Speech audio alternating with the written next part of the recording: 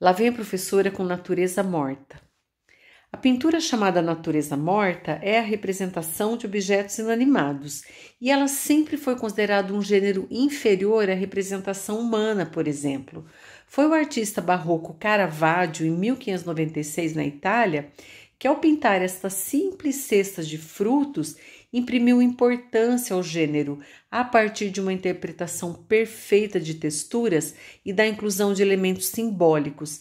Para a gente compreender a imagem, nós precisamos ir além da forma imediata que se apresenta para nós. Vejam que o pintor escolheu representar folhas secas e uma maçã apodrecendo. Isso tem um sentido, isso tem um motivo. Ele, por meio desse notável realismo, alcança a nossa subjetividade e nos fala, não de uma cesta com frutos, mas ele nos fala do tempo que passa, da vida que é breve e que tudo tem um fim. Existe um diálogo visual entre a imagem e o observador. Os homens do barroco entendiam perfeitamente as mensagens dos artistas. Aqui não estão representados apenas flores e frutos.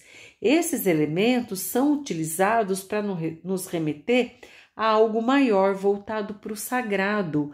A romã, por exemplo, ela vai simbolizar o sangue de Cristo, porque os frutinhos, as sementes aí da fruta, ela lembra gotinhas de sangue. E a casca da noz, logo abaixo, nos remete à madeira da cruz de Jesus. E vejam que o artista incluiu folhas murchando e uma uva já meio passada. Então, tudo é simbólico na natureza morta.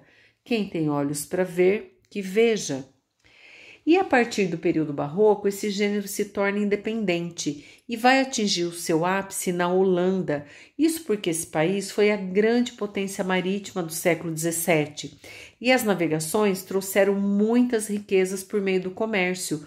Toda a fartura resultante disso é representada numa profusão de alimentos, bebidas, porcelanas chinesas ou animais exóticos.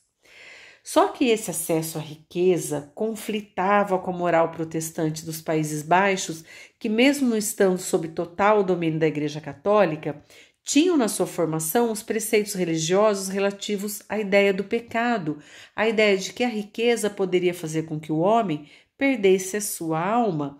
Em geral, esses quadros, então, vão ter sempre um fundo moral, para lembrar aos homens, como diz lá no Eclesiastes, que tudo é vaidade. Esses quadros impressionam pelo virtuosismo dos pintores.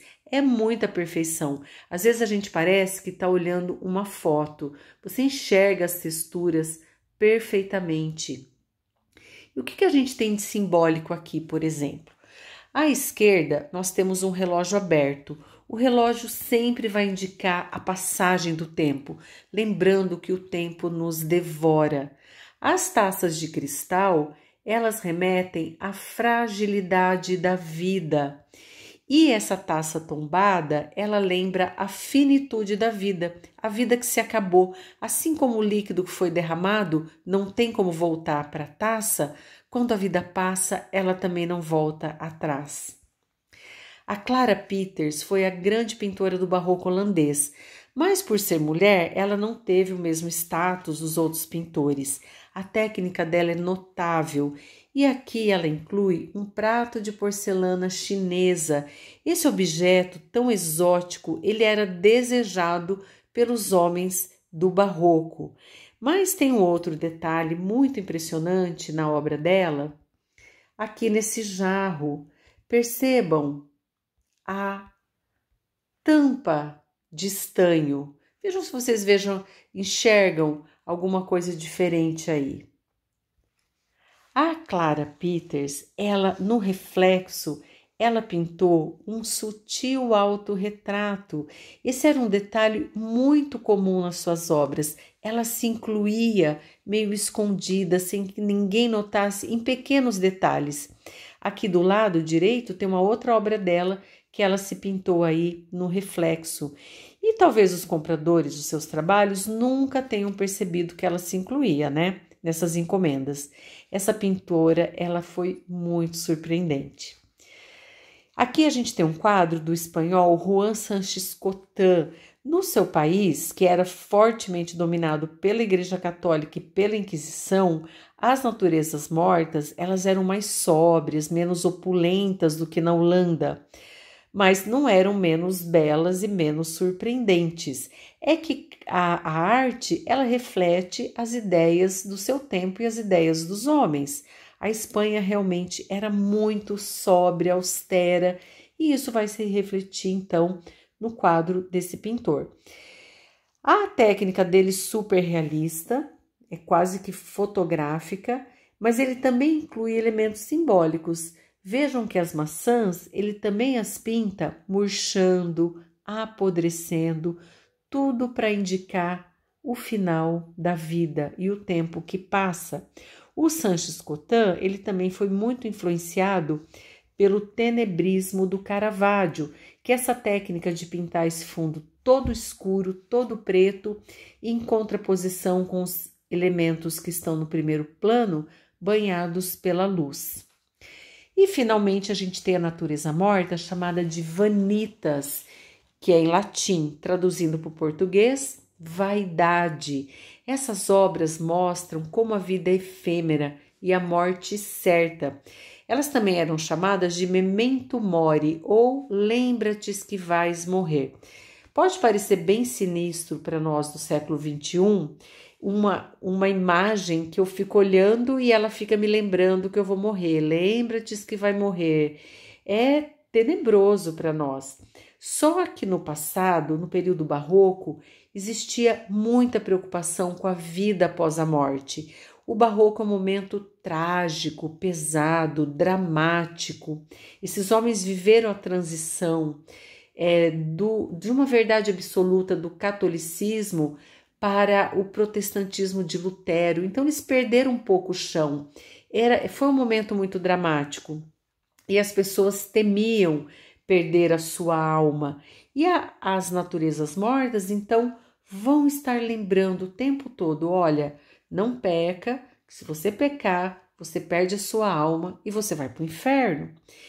Vejam, aqui todos os objetos desse quadro vão apontar para a transitoriedade da vida.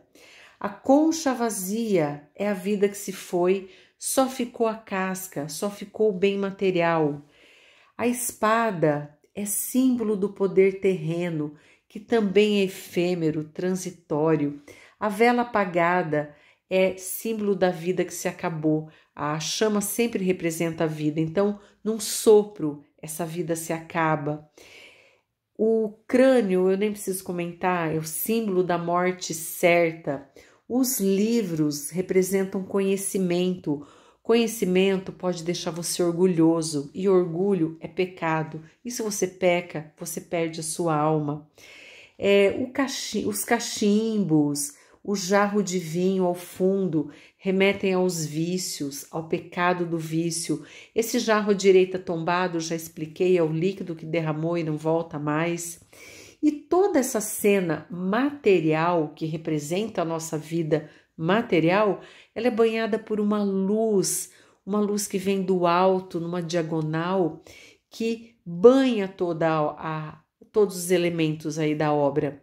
Que essa luz vai simbolizar o divino, o etéreo, o imaterial, o espiritual.